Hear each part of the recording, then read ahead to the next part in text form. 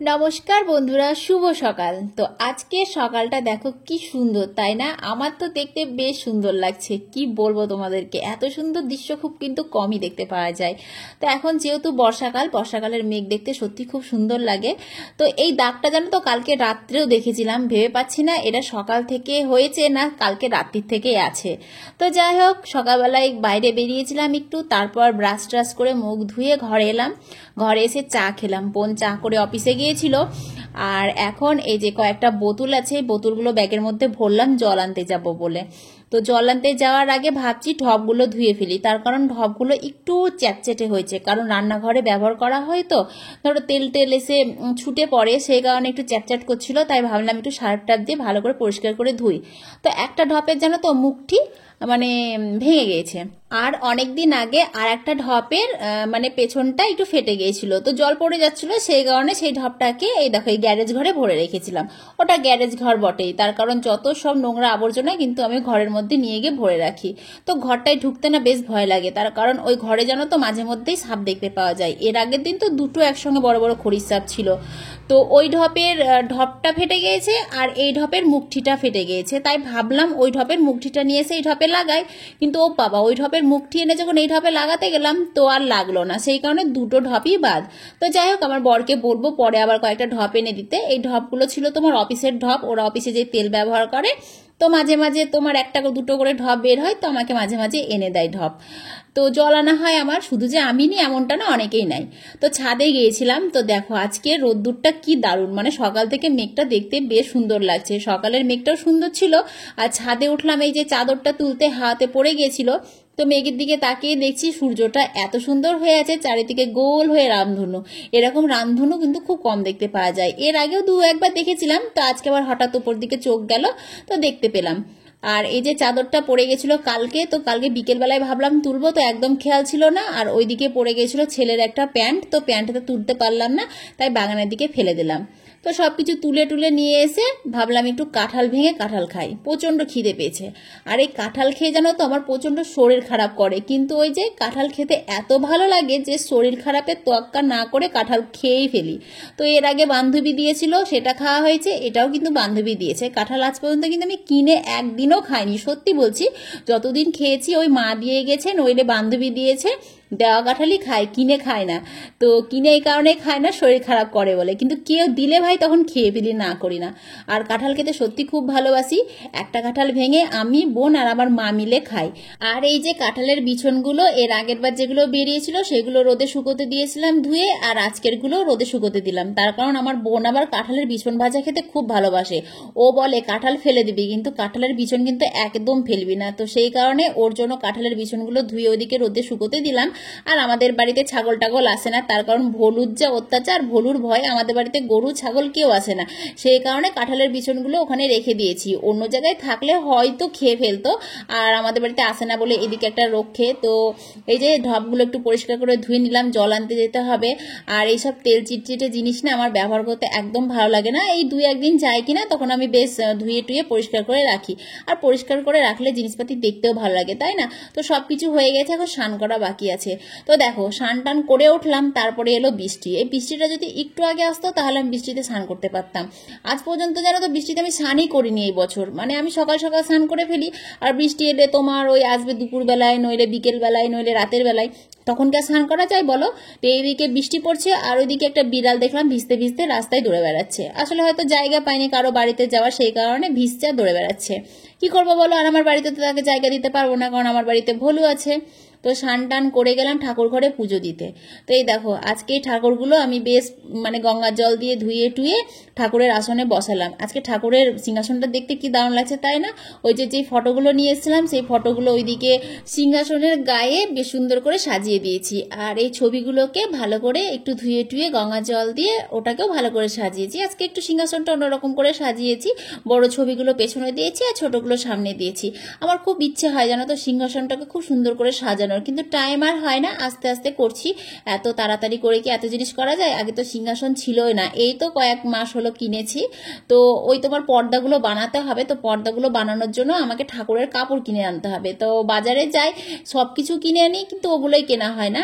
তো দেখি, ভাবছি এরপরে একদিন বাজারে গেলে ঠাকুরের সিংহাসনের জন্য কাপড়গুলো কিনে নিয়ে এসে ঠাকুরের সিংহাসনের যে পর্দাগুলো হয় কুচি কুচি দিয়ে পর্দাগুলো বানাবো। তো ঠাকুর ঘর বেশ মানে সাজিয়ে গুছিয়ে পুজো দিতে আমি বেশ ভালোবাসি। আর মন মতন যদি পুজো দেওয়া না হয় তাহলে আমার একদম ভালো লাগে না। তো সেই কারণে যতই কাজকর্ম থাকুক না কেন, আগে আমি ভাই সুন্দরভাবে পুজো দিব, তারপরে বাড়ির রান্নাবান্না অন্য কিছু করব। তো সকালবেলাতে আমি আগে স্নান টান করে পুজো দিই, তারপরে রান্নাবান্না খাওয়া দাওয়া এইসব করি আর কি। আর একটা ইচ্ছে আছে জানো তো, আর একটা ইচ্ছেটা হলো তোমার ঠাকুর ঘরটা একেবারে আলাদা হবে। এখন যেমন তোমার ফটো পুজো করছি, আর আমার ইচ্ছা আছে ঠাকুর ঘরটা অনেকটা বড় করব, একটু পাথর টাথর দিয়ে বেশ সুন্দর করে ঠাকুর ঘরটা বানাবো। আর সেখানে তোমার এই ফটো থাকবে না, কিন্তু সেখানে আমি মূর্তি রাখবো, মানে পাথরের মূর্তি বলো কিংবা পিতলের মূর্তি বলো, লক্ষ্মী ঠাকুর, তারপরে তোমার কৃষ্ণ ঠাকুর, শিব ঠাকুর, সব কিছু আমি মানে পিতলের ঠাকুর বানাতে চাই আর কি। জানি না ভগবান আমার এই মনের আশাটা কবে পূরণ করবে। তো জানো তো, অনেকগুলো চুড়ি পরেছিলাম হাতে, এত চুড়ি পরে বিরক্ত লাগছিল। আসলে কি বলতো, সবসময় জল ঘেটে ঘেটে কাজ করতে হয়, তো এত চুড়ি পরার কারণে ধরো হাতের জলটা সবসময় শুকাচ্ছে না, সেই কারণে হাতটা কোনো সময় জ্বলছে, কোনো সময় মনে হচ্ছে কুটকুট করছে। সেই কারণে 1 ডজন করে চুড়ি খুলে ফেললাম। আর আমিও পাগলের মতন জানো তো 2 হাতে 2 ডজন চুড়ি পরেছি। এত চুড়ি কেউ পরে বলো তো? তো আমি লোভ সামলাতে না পরে মানে পরে ফেলেছি আর কি। আসলে আমি কাঁচের চুড়ি পরতে খুব ভালোবাসি, এখন বলে না, আমি মানে ছোট্ট থেকে রথের মেলা এলেই না আমি ওই রথের মেলাতে গিয়ে কাঁচের চুড়ি পরতাম। তো এই বছরও রথের মেলাতে গিয়ে কাঁচের চুড়ির খোঁজ করলাম, কিন্তু যেই দোকানে মানে কাঁচের চুড়ি বিক্রি হয় সেই দোকানের ওপরে যে বটগাছটা ছিল, বটগাছটা ভেঙে গাছের উপরে পড়ে গিয়েছিল, সেই কারণে দোকানটা তুলে ফেলতে হয়েছে। তাই ওখানে পাইনি বলে বাজার থেকে গিয়ে পরে এসেছি। তো 1 ডজন করে খুললাম আর 1 ডজন করে পরে থাকলাম আর কি। তো এই যে ঠাকুরকে এখন আমার মানে পুজো দেওয়া হয়ে গেছে, এখন বাকি আছে বাড়ির রান্না বান্না করার।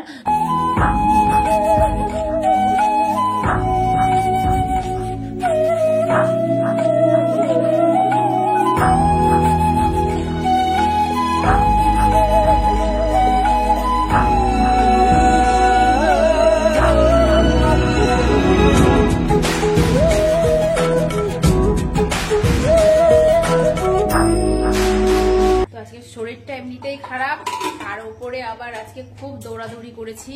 মানে ওই একবার স্কুল গেলাম, টেলারের দোকানে গেলাম, মোবাইলের দোকানে গেলাম, তারপরে মুদিখানার দোকানে গেলাম, ফুল তুলতে গেলাম, বাড়িতে এসে রোদে বসে বসে কেচেছি, ছাদে গিয়েছি, সবই তো করেছি। করার পর শরীরটা আরো খারাপ হচ্ছে। তারপরে এই যে এখন আবার ছেলেকে গেছিলাম আনতে, রোদে রোদে নিয়ে আসলাম।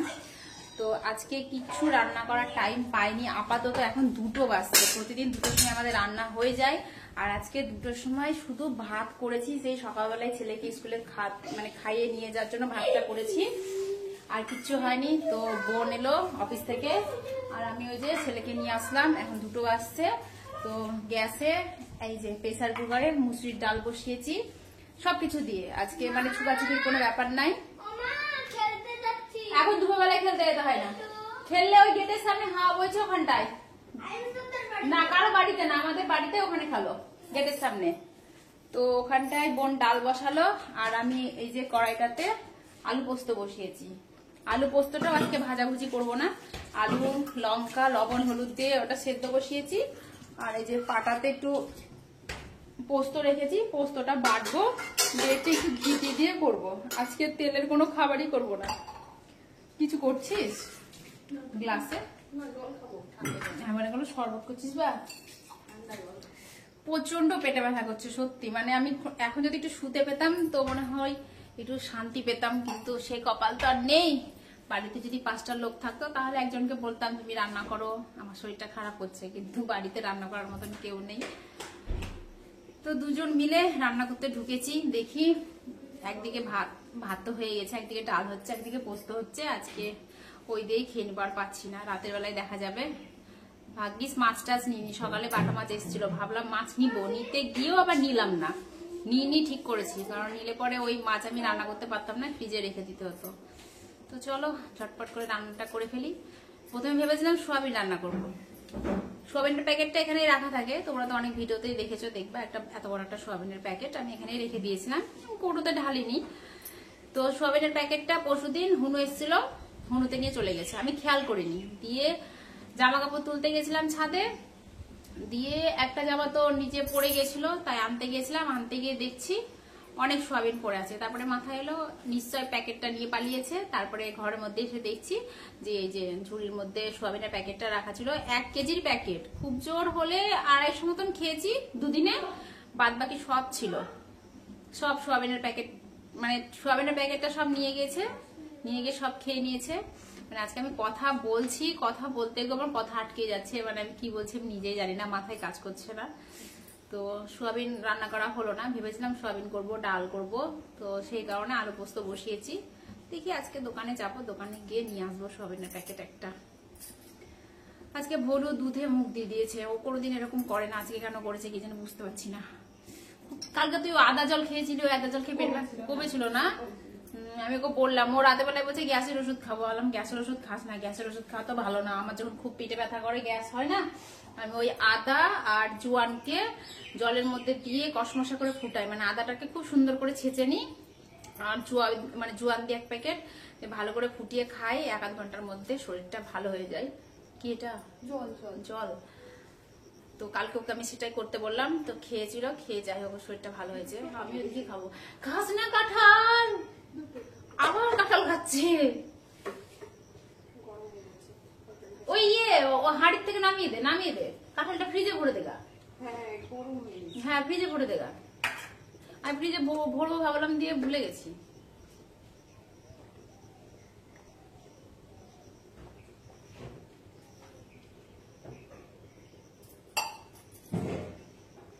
চলো রান্নাটা করে নি, খেতে হবে, খিদেও পেয়েছে প্রচন্ড।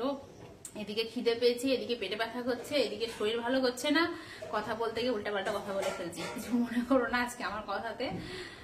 যাই হোক, শরীর খারাপ হলে সবার এরকম হয়, কথা আটকে যায় বা কি বলে কিছু খেয়াল থাকে না। টাটা। তোরও দেরি হয়ে যাচ্ছে অফিসের, আজকে ওরও অফিসের দেরি হয়ে যাচ্ছে, কিচ্ছু করার নেই। আজকে পুজো দিতেই আমার আজকে অনেক টাইম লেগে গেল, ঘরদোর গুছিয়ে গেছে, পুজো দিলাম তো। রান্না বান্না হলো, খেতে দিব, তো সেই টাইমে বোন বলছে দাঁড়া আমাকে দিয়ে ভাতটা বাড়তে। তো ওকে আমি ভাতটা বাড়তে দিলাম। তো দেখো ভাতের কি ডিজাইন করেছে, ভাত দিয়ে ডাল দিয়ে কি একটা পুতুল বানিয়েছে। দেখে কি মনে হচ্ছে বলো তো, কেমন হাসি লাগছে না? ও কোথায় ছবিতে দেখেছে, তাই সেইভাবে ডিজাইন করলো, করে ভাতটা বাড়লো। আমি ভাতটা কিন্তু তুই খাবি, আমি খাবো না। দেখে কি আজব লাগছে বলো তো, হাসিও লাগছে আবার কেমন কেমন লাগছেও বটে। তো যাই হোক, এদিকে ফুটবল দেখো সন্ধ্যার সময় বাড়িতে এসেছে, সারাদিন আসেনি, সন্ধ্যে লেগেছে তখন আবার এসেছে। কি মনে হচ্ছে কি জানি, ওর আবার মন হলে আসে, মন না হলে আসে না, ও আবার নিজের ইচ্ছে মতন চলে। তো আমি ঘরদোর ঝাড়ঝুড় দিয়ে কেবল পরিষ্কার করে মুছে চেঁচে বসেছি, আর সেই টাইমে দেখো এসে বাবু বারান্দায় বসে পড়েছে। তো বারান্দায় বসেছে আর কত ধুলো করে দিয়েছে বারান্দাটাকে, দেখেছো? এই বারান্দা আমাকে আবার ঝাড় দিতে হবে। তো যাই হোক, ওইদিকে আবার ওদেরকে তাড়িয়ে দিয়ে ভালো করে ঘর বাড়ি পরিষ্কার করে ঝাড়ঝুড় দিলাম। এদিকে বোন বলছে যে রাতের বেলায় আমার কিছু কিছু খেতে ইচ্ছা করছে। তো আমি বললাম কিছু মিছু আর কি খাবি তুই? বলছে আমার ডালপুরি খেতে ইচ্ছা করছে। তো আমার কথাটা শুনে না প্রচন্ড হাসি পেয়েছিল যে হঠাৎ করে ডালপুরি খেতে ইচ্ছে করছে। তাই বললাম তুই কর, আমি ওর মধ্যে আর নেই। তো ডালপুরি খাবে বলে দেখো প্রেসার কুকারে ডাল সেদ্ধ বসিয়েছে, আর ওইদিকে ময়দা মাখছিল। তো আমার ছেলে ময়দা মাখতে দেখলে হয়, মা একটা লই দাও আমি বেলবো। তো একটা লই নিয়ে এসে ও দেখো বেলতে শুরু করেছে, আর ও বেলছে, আর পাশে ভাই বসে বসে তাকিয়ে তাকিয়ে দেখছে, কি মনোযোগ সহকারে দেখছে, মনে হচ্ছে যেন ওকে লুচি ভেজে আগে ওকে দিবে খেতে। দোকানদার এরকম করে ঘুরিয়ে দেয়, হয়ে যায়। তুই ওরকম করে ঘুরিয়ে দে, হয়ে যাবে। আমি এরকম করে ঘুরালে হবেই না, একটা হয়ে যাবে, বেলে দিতে হবে। ফাটাফাট বলবি, আমি সাটার সাট ভাজবো। মুন্ডু আমার মনে হচ্ছে দোকানে ডালপুরি বিক্রি করছি, ওদের মতন মনে হচ্ছে এমনি করে ওরা যেমন এমনি করে এমনি করে দেবে, এমনি করে দেবে, এমনি করে দেবে, এমনি করে দেবে। ওই ডালপুরিটাই বাদ। তুই কি করলি ওটা? আমি দোকানের মতন দেখাতে গেলাম, চোখে কি পড়লো, মানে কেমন করছে চোখটা। ওদের হাতে কি স্পিড বলতো, ওরা করে মানে বানিয়ে বানিয়ে অভ্যস্ত। এত টাকা ডাল দিয়ে দেবা? হ্যাঁ বেশি করে দে, ডাল অনেকটা আছে তো। এটা কি যাবে ইডি এটা বড় না করলে কি করে আনবে, ফেটে যাবে যে তখন।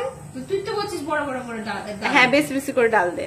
বেশি করে ডাল দিতে গেলে তো এটাও বড় করতে হবে, এটা ছোট করলে আনবে না। ওই জন্য তো সেকে সেকে ভাজবে, ছাকা তেলে ভাজলে তেলটা। একবার মা সেই ছাকা তেলে এইভাবে ভাজতে গেলে মানে ডাল বলেছে ডাল দিয়ে খাবো, ওই দোকানের মতন হ্যাঁ দিয়ে এরকম ভাবে বেলে ওরকম ভাবে ভাজতে গেছে আর তেলে দিচ্ছে আর ফেটে যাচ্ছে, তেলে ফাটবে তো, এত এত ডাল দেয় নাকি? আর মা রেগে বম বলছে এরা সব কি খেতে চায়, দূর করবোই না বলে ডালপুরি বালপুরি ফেলে দিয়ে পালিয়ে দাও। দিয়ে লাস্টে সেই এবারে যে আমাদের ঘরোয়া পদ্ধতিতে ডালপুরি রান্না হয়। আমরা সেকে সেকেই করি, বেশি করে ডাল দেবো, সেকে সেকে পরোটার মতন করে করবো। আবার কি না বলে না, না পারলে যে আঙুর ফল টক, না না আঙুর ফল টক না না, আমরাও পারবো। আমরা ওই দোকানের মতন করে করতে গেলে একটুখানি ডাল দিতে হবে। আঙুর ফল টক টক না, মিষ্টি, আমরা সব পারি। লে ওটা করে দিলাম, বেলে দিয়ে ঝাঁকা ঝাঁক ভেজে ভেজে ভিজিয়ে হলুদ হলুদ যেগুলো ডাল টেস্টি টেস্টি সব দিয়ে দিয়েছি, সেরা দিয়ে খাবা, হেভি লাগবে। দাও মিষ্টি নাই, হ্যাঁ সব আছে, দিব। ভাজা হোক রে দাদা। সেরাও দিবা মিষ্টিও দিবা সব দিবা। ঠিক আছে। চুলা দেখাতে গিয়ে আমাদের তরকারি পুড়ে যাবে।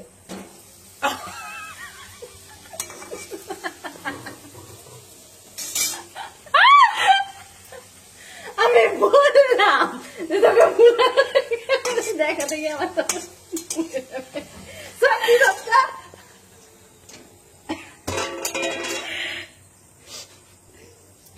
তুই সরে যা, আমার হবে তারপরে ভিডিও করবি না, চল। বোনকে বলেছিলাম ডালপুরি যখন ভাজবি আমাকে ডাকবি, আমি ভিডিও ক্যামেরা করব। তো ও আমাকে ডাকতে গিয়ে ডালপুরিটাকেই পুড়িয়ে ফেলেছিল, সেই কারণে আমাকে ওরকম ভাবে খ্যাক খ্যাক করে কথা বললো। তো দেখো পরের ডালপুরিটা কি সুন্দর ফুলেছে, তাই না? এত সুন্দর ফুলবে একদম ভাবতেই পারিনি। তো যাই হোক চলো, খিদে পেয়েছে, কটা খেয়ে নিই। এর বানানো ডালপুরি খাবো। আপনি নিচে বসুন, চেয়ারের উপরে ডালপুরিটা রাখুন, দিয়ে টেস্ট করুন, দিয়ে বলুন কেমন হয়েছে। টেস্ট করে বলবো কেমন হয়েছে। হ্যাঁ এখন ভালো হবে।